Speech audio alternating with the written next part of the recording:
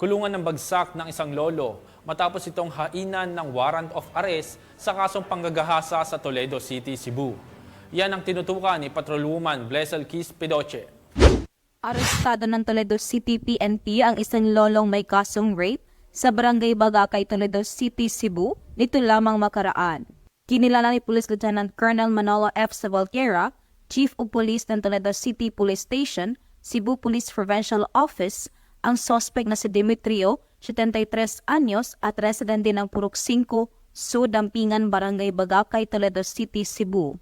Batay sa ulat ng pulisya, badaw 35 ng hapon nang maaresto ng kapulisan ng suspect sa bisa ng warrant of arrest para sa kasong rape na inisyu ni Honorable Judeline H. Tapiamen Chavez, presiding judge ng Regional Trial Court 7th Judicial Region, Branch 8, Family Court, Toledo City, Cebu, na may 180,000 pesos rekomendadong piyansa. Kasalukuyang nasa kustudiya ng Toledo CPS ang suspect habang ibinibigay alam na si kinako ng korte ang pagkahuli nito. Magandang araw po sa ating lahat.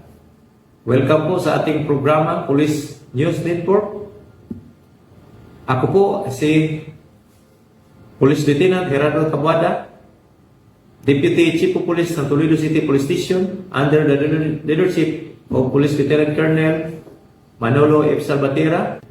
At ang payo ko sa mga kababaihan, lalo na dito sa mga residente sa Toledo City, na mag-ingat po tayo at hindi magtitiwala sa mga taong hindi kilala. Kailangan mag-ingat tayo para safe po tayo. Magandang gabi po sa ating lahat. Ito po si Police Lieutenant Gerardo Tabuada, nag-uulat po. Maraming salamat. Ang matagumpay na pagka-aresto sa suspect ay patuloy na epektibong pagpapatupad ng kapulisan ng Toledo City sa kanilang sinumpaang tungkulin kontra kriminalidad na naayon sa programa ng pamahalaan upang magkaroon ng maunlad na bansa tungo sa bagong Pilipinas.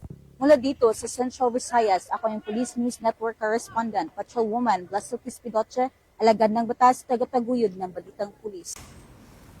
Maraming salamat, Patrolwoman Pedoche.